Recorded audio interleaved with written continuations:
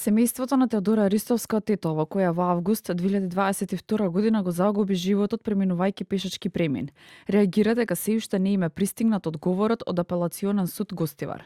Ова следува откако минатиот месец му беше пресудена казна затвор од 2 години на возачот Менсур Пајазити, а тетовското обвинителство побара поголема казна за него. Уште немаме одговор од Апелација Гостивар.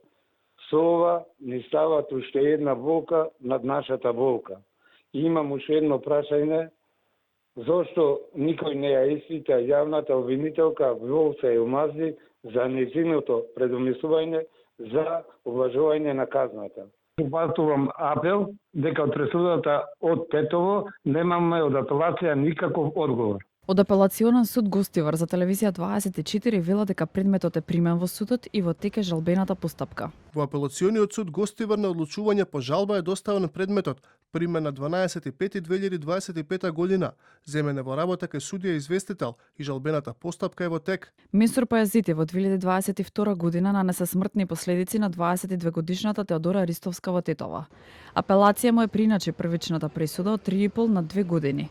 Судијата Ферати од Тетовскиот суд само ја потврди пресудата од апелација. Во пресудата судскиот совет не најде правни пропусти. Според последниот извештај на Државниот завод за ревизија, за 3 години на македонските улици и патишта згаснале 457 животи.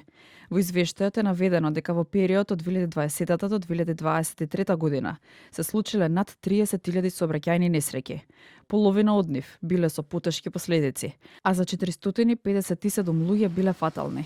Нагласено е дека ризикот од несреќи го зголемува и лошата сигнализација и недоволното одржување на патиштата. Претходно од Министерството за внатрешни работи посочува дека камерите на Безбеден град ќе снимаат од следната година. А во меѓувреме Републичкиот совет за безбедност во сообраќајот кај несовесните возачи ја гледа причината за се почестите сообраќајни несреќи.